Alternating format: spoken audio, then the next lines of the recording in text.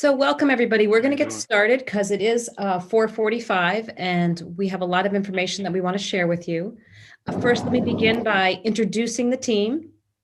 I'm Dea Auray, CEO and co-founder of Empowering Writers, and I am going to be co-presenting today with Jennifer Seaton. Hello. And also joining us is Diane Lazar. Everyone, welcome. Kathy Howell. Hi, everyone. And Diane and Kathy are going to be manning our chat. So if you have questions while we're speaking, feel free to chat in any questions that you have so that we can make sure we address anything that you're thinking about. We'll try to get it all covered. So let's just start with what we want to talk about today, what we hope to address with you. And we have sort of an ambitious agenda. So as we move through this, we might be talking faster. First of all, we really want to identify those anticipated changes in the assessment for grades 3 through 8. And we chose that wording carefully because, as you know, these are changes that we're anticipating. We're not sure exactly what direction they're going to go. So we're going to talk a little bit about what we do here at Empowering Writers and how teachers that are using Empowering Writers now have really set themselves up in a really good position. We're going to also talk about how our efforts and our work that we do to read strategically, to determine key ideas is helpful in the process of any assessment changes that may be coming our way. We're going to show you and demonstrate how we teach students to use text evidence to support a response. And then we're going to show you how to write a response to a literary or informational text that demonstrates understanding. But before we dive into that, what we would love to do is run a quick poll and find out how many of you are currently using or are Empowering Writers users. So I'm launching a poll. All you have to do is say yes or no.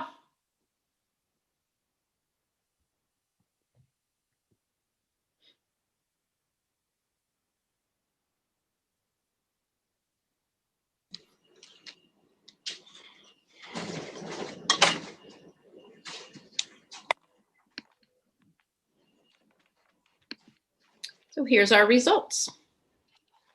Super. So we have, it looks like about 78% of you are using Empowering Writers and 22% of you are not currently using it. So that's just helpful as we talk. We'll make sure that we make some adjustments as we go so that everybody can follow along.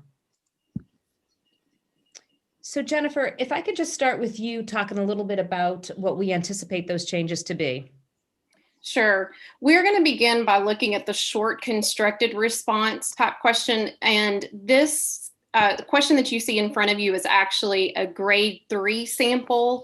And it says this: based on paragraphs 7 through 12, what can the reader tell about the relationship between Quan and his grandmother? Support your answer with evidence from the story. And then the students are supposed to enter their response below. So what we really want to look at are the skills that are required to respond to this particular kind of prompt and even other similar prompts.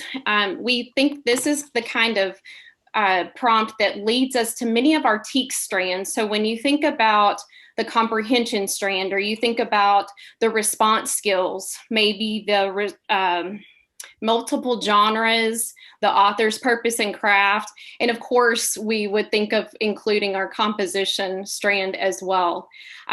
Those are all something that students must incorporate in order to have a successful response. So there's quite a bit that goes into this, and that's what we're hoping to relay to you today. So here, it's really directed towards a specific part of the text. That's something students have to realize, specifically paragraphs 7 through 12. And also, it's directed toward the literary element of character relationships. We can see the requirement of the support that is part of the evidence from the story. And so what we want to do here at the bottom of the screen is really show you how to make this question transferable to any story that you use for instruction. And we know that the more students can practice these skills, the better off that they are. So this is how we might frame what you see at the bottom of the screen, which would allow us to practice this skill recursively. So you could take any story and say, based on paragraphs, whatever paragraphs that you want them to identify their response from, what can the reader tell about? And that would be where you would plug in that literary element that you want them to respond to. And then most importantly, support your answer with evidence from the story. So past this, what we have gotten from this state is also the score point 0 to 2 item specific rubric. And so when we look at this type of rubric, here's what we recognize and what we need to prepare for. First of all, they have to have at least one piece of supporting evidence from the text used accurately to support the response. The evidence is correctly cited or paraphrased.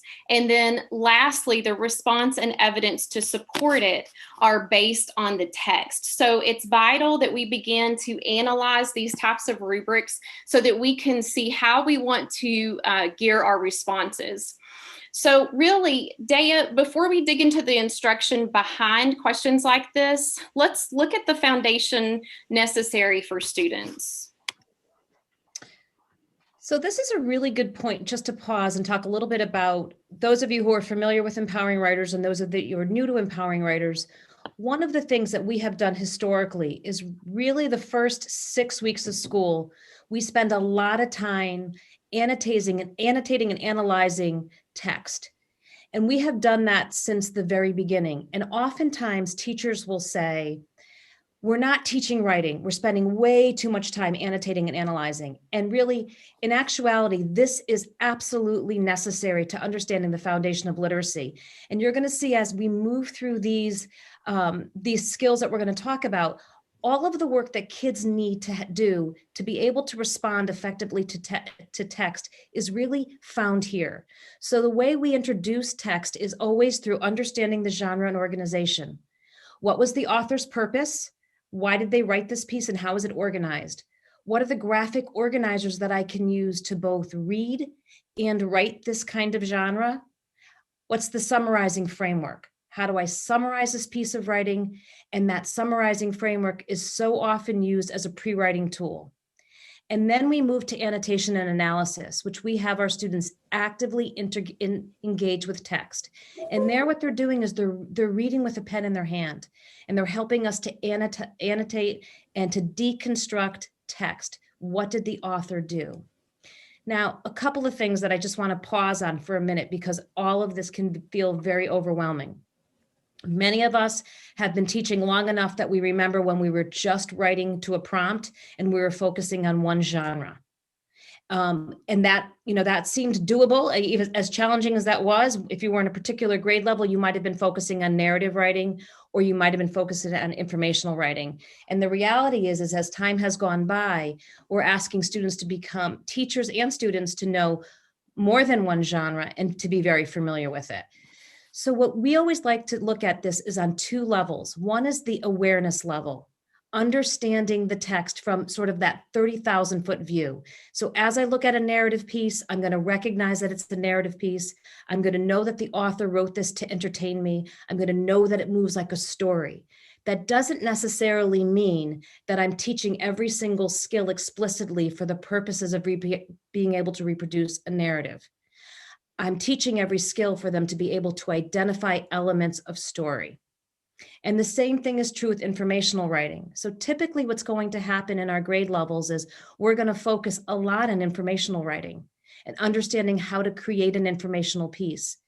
But what I want everyone to realize is that this foundation that we look at here is what students need to have to make sure that every single time they are in front of text, in all content areas, science, social studies, whenever they're in front of text, they're able to look at through the lens of author's eyes.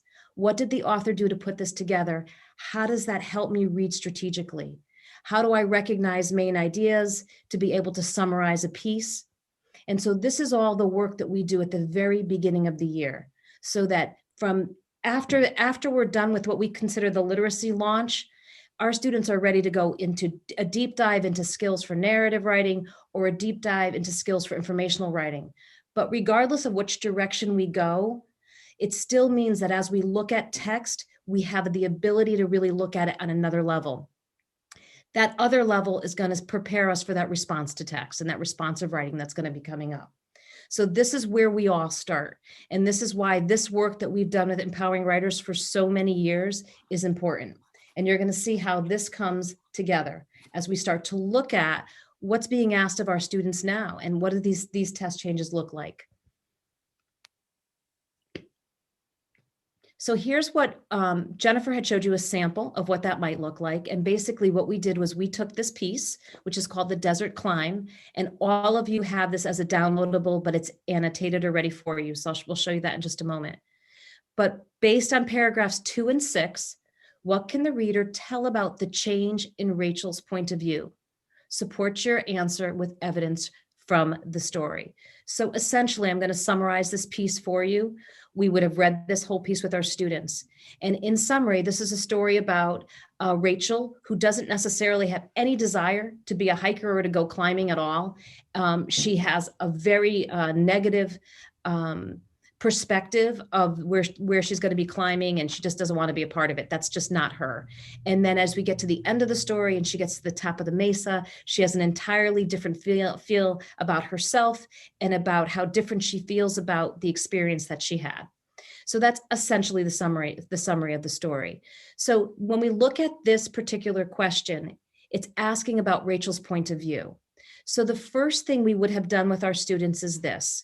We would annotate this with it. Again, reading with author's eyes. So pencil in hand, this is a very guided time. So basically my students are in front of text. Now I can tell you now that the first few times that we do this, I am literally saying, okay, I want you to circle this paragraph. I want you to underline that word.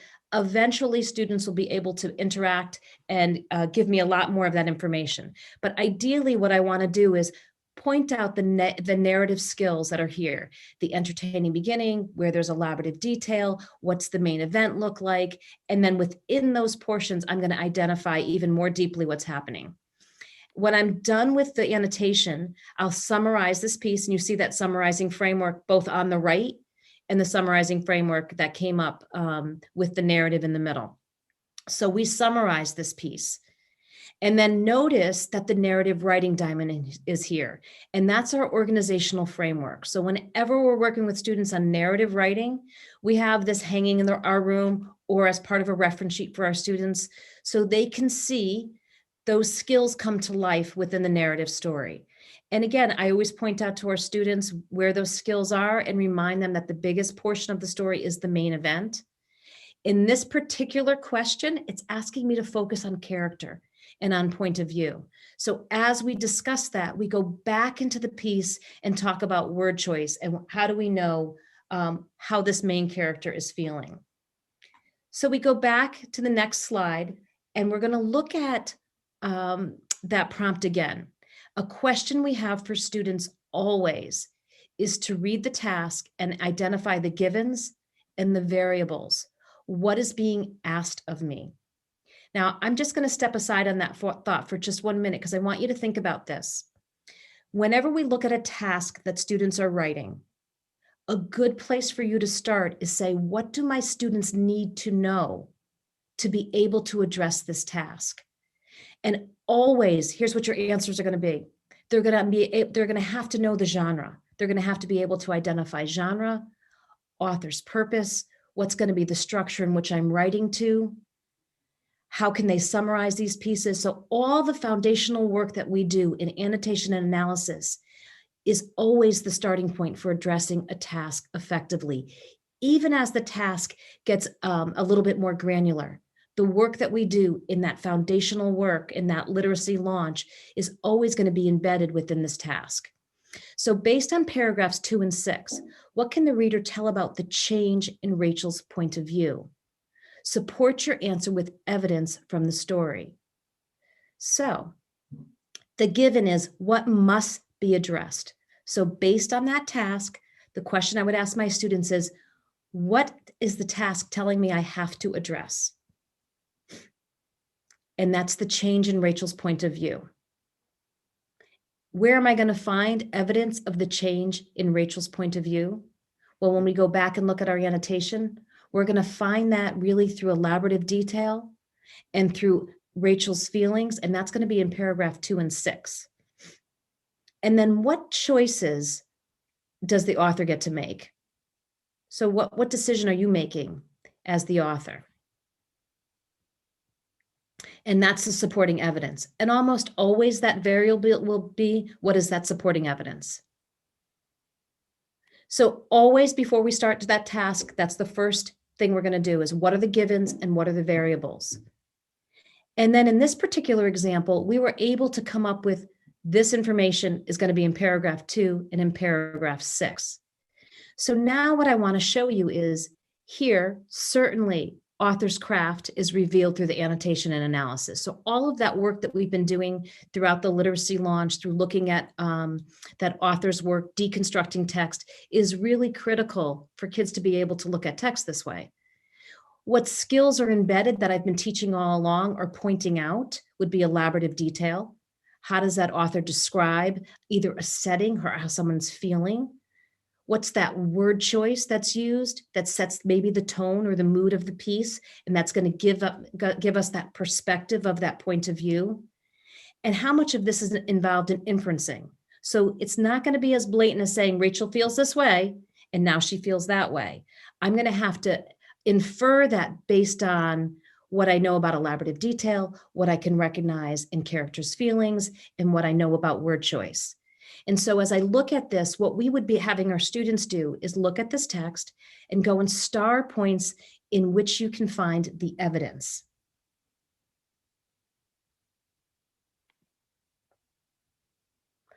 So the step 4 would be to write a response. Now, I'm going to read this response to you.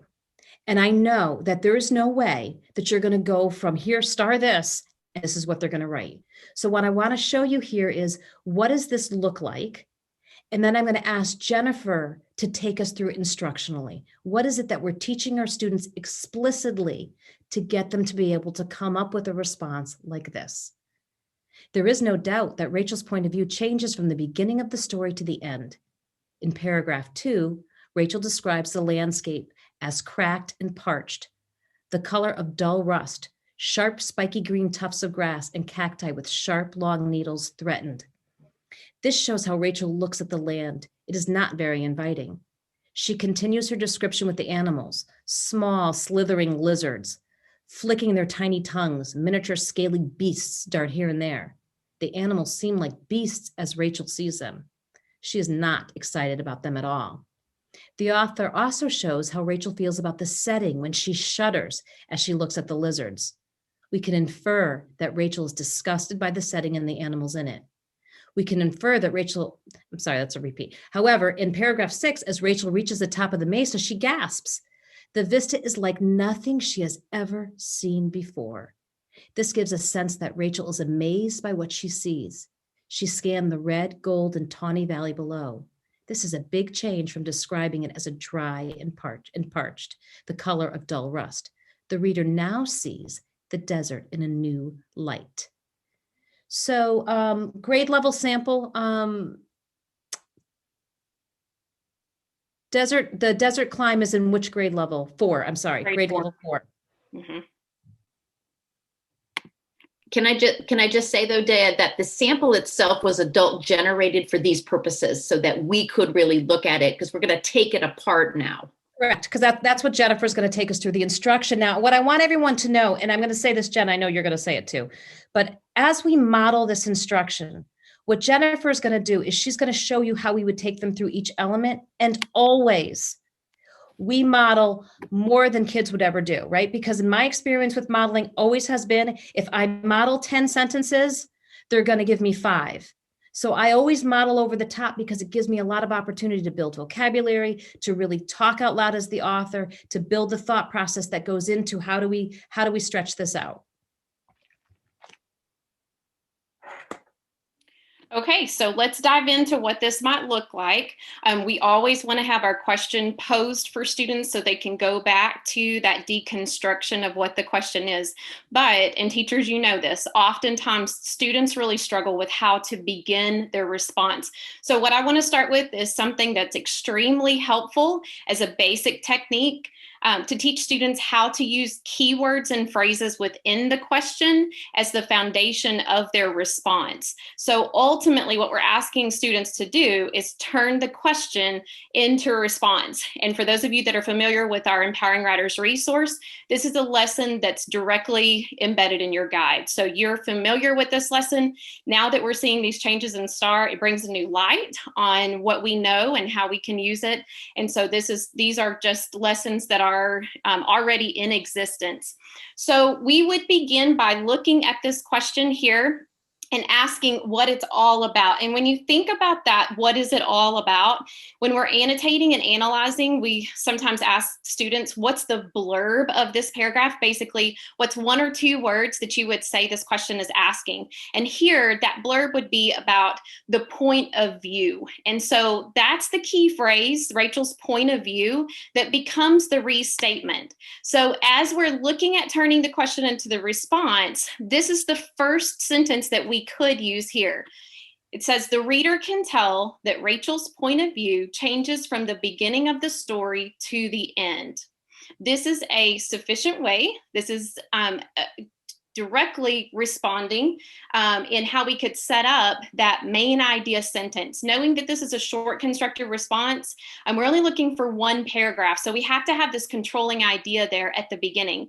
But in doing this, part of this lesson and part of this concept is being able to rearrange those words however you want to begin that paragraph. So you can see the second example is really just that restatement, and all we've done is flipped it. So we call that technique flip the sentence subject, if you've worked with that with your students before. So it would sound like this: from the beginning of the story to the end. Notice how we took the end of the restatement. Rachel's point of view changes. And then we're going to explain or use evidence to support that. The other way that students can turn a question into a response is to take what we just had there and then add a sentence starter. So we could say, there is no doubt that from the beginning of the story to the end, Rachel's point of view changes.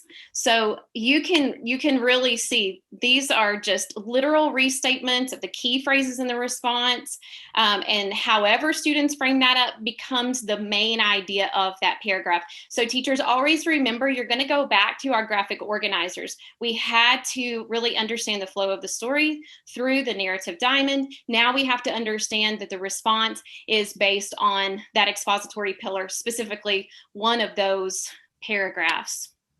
So when we're writing in response to text, it's also very important to cite evidence from the source material without copying it word for word. And I know this is a challenging concept for our kids. And so we provide several different options that we can do that. The first one is in paraphrasing.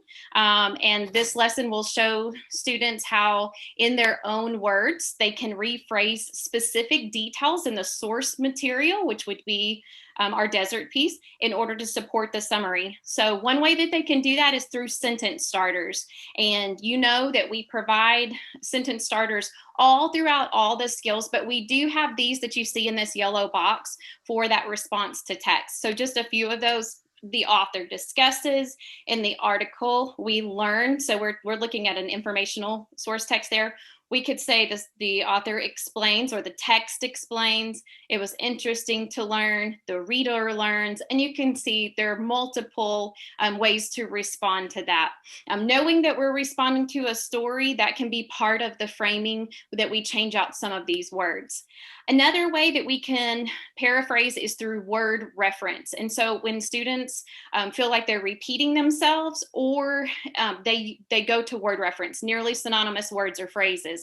Well, when they're paraphrasing, a word reference can allow them to take a word that the author used and then to avoid that plagiarism, turn that into a word reference so that it takes the place of that word.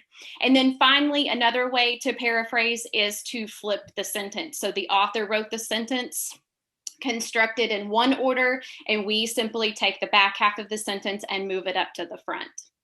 We also have a specific lesson on citing evidence. And so specific words, phrases, examples from the source material by using quotation marks to indicate the source author's exact words. And so, there's a lot that goes into punctuating that correctly. So that's a specific skill. And that's what I think that's a lot of the point that we're trying to make here is that we think of going from this long multi-paragraph essay in 4th and 7th grade to, oh, great, now it's just a short response. Kids can do this. But there are direct skills embedded in this complete response. And then, of course, you're going to pull in your transitional words and phrases that will help students to move smoothly from idea to idea. We know here we're connecting Rachel's point of view from paragraph 2, and that changes from paragraph 6. So we have contrasting words that we'll use for those transitional words. So let's kind of move on, because now that we have our main idea sentence, now it's time for our students to go in and grab that evidence and begin piecing this together. So we're going to use a variety of techniques and tools, and you can see those down here at the bottom of your screen. This piece has already been completely modeled. We've color coded it simply so that you can identify how each sentence was constructed. But I do want to make sure you understand that in the classroom, this modeled response that you see on the right here is really constructed word by word, sentence by sentence, with a conversation with the students of how we're combining the technique that we're using with the evidence that we want to pull. Because not only are we pulling evidence to respond to the question, we're also including our analysis of what's happening throughout. So we would never pull up a full response and expect kids to successfully replicate that on their own. Okay, so I do want to make that point as we're looking at this. So on the left-hand side, you can see that in the beginning, she's looking at the desert. It's cracked, it's parched, it's dull. There's all this spiky stuff she doesn't want to have to deal with. It makes her feel bad. We also see when she's looking at the miniature scaly beast darting here and there, it sends a shiver down her spine. So we want to frame that up with sentence starters, and you can see our indicators over here, pairing it with our analysis and what we can infer. So I want to read this, and as I read it, if you will just kind of glance at how we piece this together, keeping in mind that that conversation with our students is, okay, we're going to let the scorer know that we found this in paragraph 2. We're going to take this evidence and now we're going to interpret it. Okay, so it says in paragraph 2, Rachel describes the landscape as cracked and parched. So I'm pointing where we got that evidence from. The color of dull rust, sharp, spiky green tufts of grass, and cactus with sharp, long needles threatened. So we're talking to kids here about, we pulled that directly from the text, a couple of different parts of the text, and put that in quotes. Now, this is one of those sentence starters that allows us to move from what the author said to what we are interpreting that as, our analysis. This shows how Rachel looks at the land. It's not very inviting. And you can see that's just a simple sentence. We see she doesn't like it here, right? She continues her description with the animals. Notice a direct quote here again. Small slithering lizards flicking their tiny tongues, miniature scaly beasts dart here and there. The animals seem like beasts as Rachel sees them. She is not excited about them at all. There's our analysis. All right. The author also shows how Rachel feels about the setting when she shudders as she looks at the lizards. So as this was constructed, what we saw over here was that it sent a shiver down Rachel's spine. So in paraphrasing, this is one of those feelings that she has. So she's kind of shuddering as she looks at the lizards. That would be a good way to show how she felt without saying exactly what the author said. We can infer that Rachel is disgusted by the setting and the animals in it. So notice how we've kind of pulled paragraph 2 together, and we've satisfied a portion of what the question asked. All right, so where have we worked in our pillar? We're supporting our main idea sentence that we came up with from turning the question into the response by including evidence so far from paragraph 2. And now we would move into paragraph 6, okay? So before I go into paragraph 6, I want to tell you this, teachers. Now that you see what kind of process this is, this could be over the course of several days that you're instructing this, all right? So this is step by step, multiple things going on here. We've taught each of these skills in isolation, and we're pulling it together. So the same thing happens here as we begin to look at the change in her point of view. We had our evidence marked near the end of the story, or paragraph 6. This allows us to transition within this paragraph. So notice how we've started our response over here on the right side with however in paragraph 6. And now we move the setting as Rachel reaches the top of the mesa, she gasps. And we're going to directly quote, "The vista is like nothing she has ever seen before." Now it's time for us to analyze that. This gives us a sense that Rachel is amazed by what she sees. She scanned the red, gold, and tawny valley below. Again, another direct quote. We analyze this as a big change from describing it as dry and parched, the color of dull rust. So there's that comparison from paragraph 2. And then in closing, the reader now sees the desert in a new light. So the remainder of the response could be constructed this way. Again, a sentence by sentence response. So when we're looking at the full response and we think, okay, what went into that instruction when Dea read that the first time? You can see in boldface, we have our main idea sentence that drives the entire response. We have our evidence, our support, just like when our rubric told us we had to have specific evidence from the passage. We pulled that directly and interpreted it, as well as from paragraph 6. So this is several days worth of work, possibly the first couple of times that you do this, but we end up with a response that does satisfy that rubric. Obviously, it is much higher than the rubric is demanding, but a good practice for comprehension for our kids. So I'd like to stop for just a moment and see, are there any questions to this point?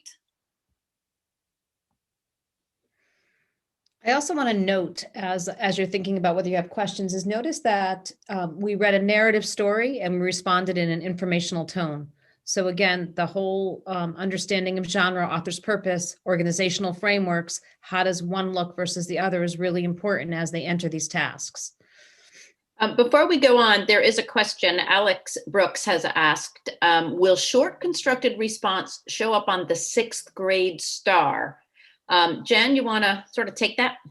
So at this point, the information that we have from TEA has advised us that grades 3 through 8 will have these changes. We do not know for certain that any of this will be at a certain grade level. I'm about to go into the extended response. We can look at our TEKS and see that up through 5th grade, a lot of times it will say we're going to respond in a paragraph form, and then we shift over to multi-paragraph essays on some of those. And so I don't know that that's the dividing line. You know as well as much as I do to this point, based on the latest update, which I believe came across in January. Any others?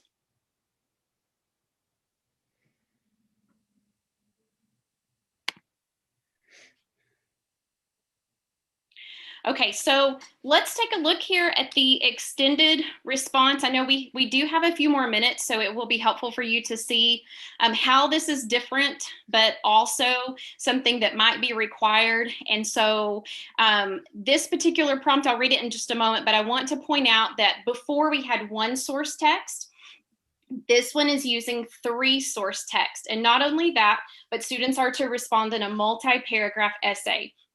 This takes us back to response to text means we're going to use the informational pillar. We're going to have an introduction, a body, and a conclusion. And as you read through this prompt with me, you can see where each of those points are made. This one specifically says write an an informative essay about the effects wild animals and humans have on each other when they live in the same area. Use information from the passages in your essay. Manage your time carefully so that you can, and that's all about getting ready to write the response and being able to review it when you're done. And then notice the second set of bullets says, be sure to include an introduction, information from the passages as support, and a conclusion that is restated to the information presented. One thing that we didn't point out earlier is that I think that the specific reason why it's talking about evidence from the source text is many times students will say, well, I know the answer to that. And instead of using the author's evidence, they use what they know from their worldly view. And so this is very important. A transferable prompt to use with any topic that you're using in your classroom could look like this. Write an informative essay about. You fill in your topic there, use information from the passages in your essay. So any support material you're already using, this is very adaptable. It's already great work to do regardless of when this all comes out. So Dea, let's do a quick walkthrough of the steps, if you don't mind, required for this type of response. Sure. So we look at the extended response, and this is really just based on the articles we're going to look at. Write an informative essay comparing the appearance of the two breeds of cats. Use information from both passages in your essay. Directions are to read the passage, plan your response, write your response. Be sure to include an introduction, information from the passage as support, so that goes back to that evidence, and a conclusion that is related to the information presented. So where do we begin with this? Always, we look at our informational pillar because that's going to be the organizational structure in which we answer. It says to include the introduction, information from the passage as support is going to be a main idea with the supporting details and that conclusion. So again, where do we start? Well, of course, we're going to start with the articles and we're going to annotate and analyze them. So here you see one on Siamese cats with the summarizing framework below, and then the Sphinx cat with that summarizing framework below. Again, we've included both of these pieces in the link that was sent for this, this webinar, and you'll have them annotated so you can see more closely what this conversation looks like as we read with author's eyes. Once we've done step one, we've read and annotated, again, we look back at that pillar so that we can sort of frame it all up in terms of which direction we're moving in with that. And now it's important that we go back to step now and identify those givens and the variables. So what do I, as the author, have to include? So as I look at that task, write an informative essay. So I know this is absolutely going to be based on the structure and organizational framework of the pillar. The appearance of the two breeds of cats. So I have to compare those. And I need to take information from both passages. So the given is compare the appearance of the two breeds. And I also must include an intro, a body, and a conclusion. And again, the variable is going to be what supporting evidence I pull from those passages. So now when I go back to my summarizing framework and I look at how those pieces are summarized, I know I'm looking for that blurb, appearance. I have to just focus my energy on the paragraph that's about appearance for both the Siamese cat and the Sphinx cat. And here what we did is we put it side by side so you can see what that looks like. And we're going to show students how to organize the evidence. So what we provide them with is a blank grid. And at the top of the grid, they'll put each cat, and then down the side is the appearance. That's what we're focusing on. And as they go through that paragraph, what we want them to do is pull what elements are part of the appearance for the Siamese and what about the Sphinx. And then that's how they start to organize their thinking.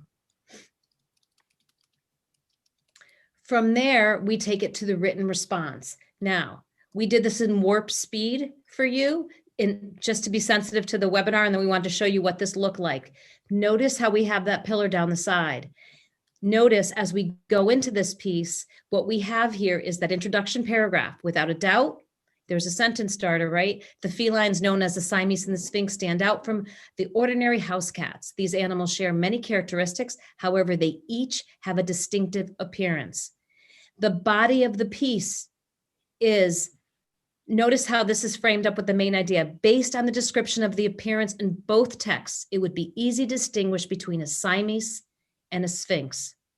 And then within that body of the piece, first the author looks at what the Siamese cat, and then it goes right over to the Sphinx, and again, throughout that paragraph. Then it's wrapped up with an introduction. Now, with this piece, just like Jennifer modeled for you, we would model what this response looks like. So we would take that grid, we would talk out loud as the author, we would use sentence starters, and we would model how does this all come together for our students. So I don't want this, the modeling portion of this, which we just flew through, is the most important step. So when we model, we show students how do we look at that evidence, how do we pull that evidence together, and how that evidence comes from our head directly onto the paper, and we usually chart it so they can see it come to life. So we have 5 minutes. And so in the last 5 minutes, we wanted to make sure that we had answered questions that you would have. We want to talk a little bit about what Empowering Writers has to offer really as we prepare for this instruction. And one of the things that, as you're thinking about your questions and you might be typing in there, one of the things that I want you to always know that what we say at Empowering Writers is 2 things. One is that as teachers, we always need to teach our students how to read strategically and how to write well. And those go hand in hand. Throughout the years, as we have been doing this for well over 20 years, the assessments have changed throughout the years and through many states that we work in. What hasn't changed is our approach to writing and how we frame it up, how we look at literature, how we dive into it, how we analyze good writing, and how we take what authors do and teach all of those skills discreetly. What does change is the assessment. And when the assessment changes, what we do is at some point within our instruction, after we've taught our students how to write well, we shift our instruction to say, okay, how do we look at what this task is? What are our givens and variables, and how do we approach the task? So taking an assessment does require discrete skills and instruction. However, it's not, we don't start with the end game. We begin with the writing instruction we've always done. At some point in the year, we're going to need to shift gears a little bit so that students can prepare for whatever that assessment is. Questions?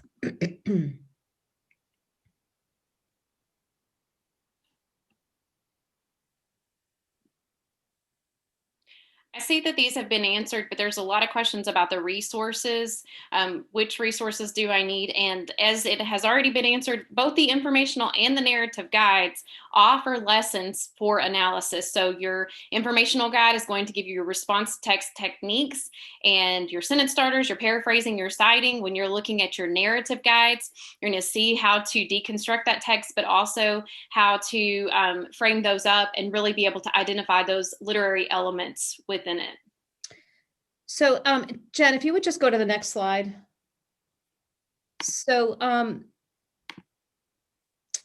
So we have some upcoming events, and a couple of things I just want to talk to you a little bit about, because the way in which we work, the way in which we offer workshops and trainings has changed a little bit. We would love to do in person, and I think we have some of those coming down the road. We have virtual trainings on the agenda in terms of the workshops. Kindergarten and first grade, we have all narrative and expository and opinion embedded in that instruction.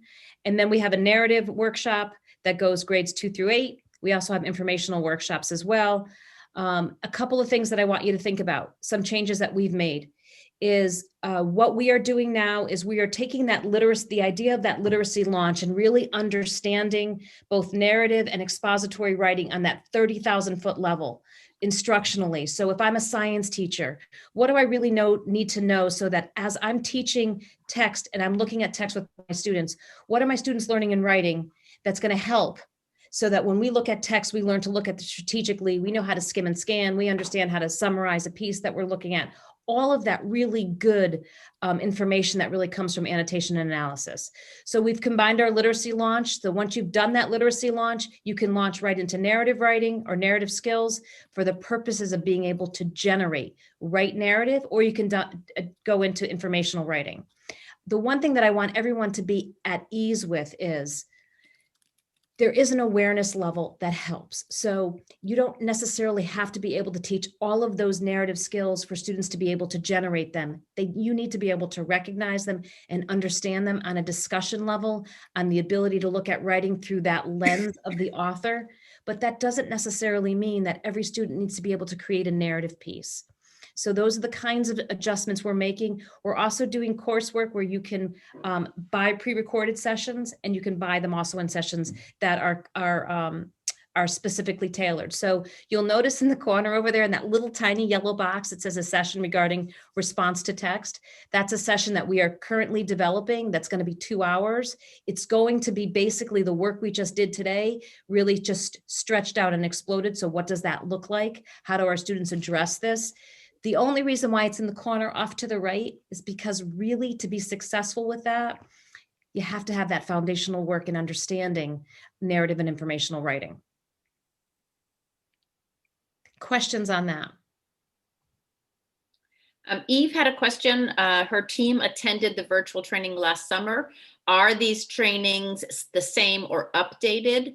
We are doing some updates, Eve, based upon the that literacy launch slide that you saw Dea explain. So we are doing some updates. And however, if you went to a narrative, the skills portion remained the same, with a few updates here and there. But we will be doing that response to text session. That will be very, very different, and certainly a new session for directly related to what we're talking about here.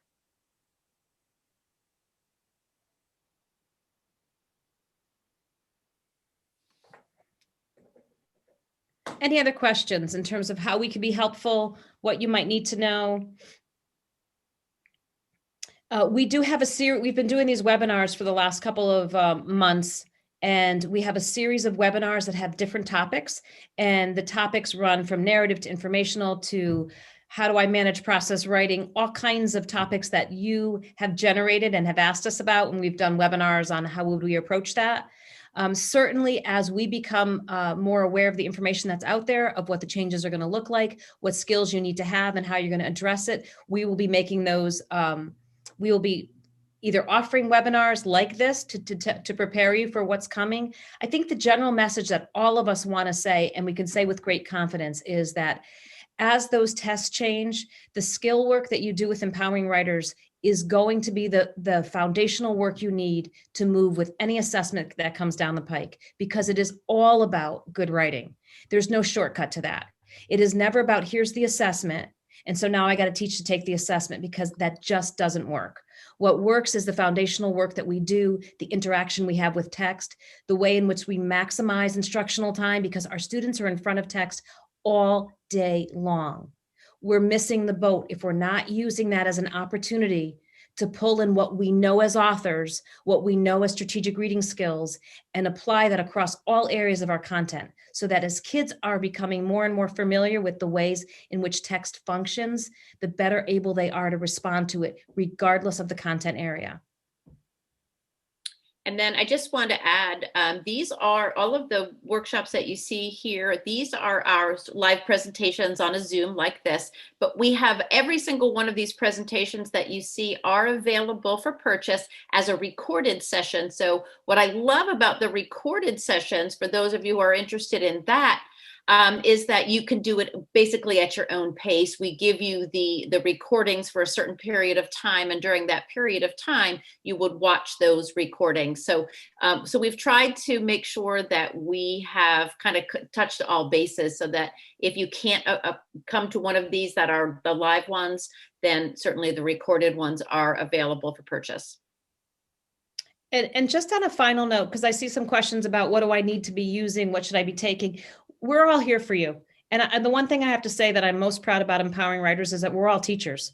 We've all been exactly where you are and know how it feels, and we are absolutely committed to your success. If you are wondering, do I need to take this workshop? I've already been trained in empowering writers. What's my next step? What do I need? Reach out directly to us. We absolutely love to work with individual schools and districts about what's best for your teachers. Ideally, what is your goal? What do your teachers need? And how can we get you there? And that's one of the things that I think that as teachers and as creators of this program, we really do well in terms of really assessing how it is that we can help you. So that's something that we love to do. The reality is this: teaching writing is really challenging, and the majority of us as teachers have never been taught how to do it explicitly. So for all of those who approach this task and feel like, wow, this is overwhelming, we know, we've lived it, and we want to help you get through it. And Empowering Writers was born because I stood in my classroom and had no idea what to do. So all throughout my career, all throughout my time with this company, the one thing that I wanted to do is break down the tasks so that you can feel successful as a teacher of writing. And in turn, we're creating really strong readers and strategic writers. And that's what we want to do. So let us help you with that process. And thank you all. I know afternoons are tough to come in and pay attention, and I believe this whole thing has been recorded, so you can revisit it again. Happy to have you here. And again, looking forward to working with you.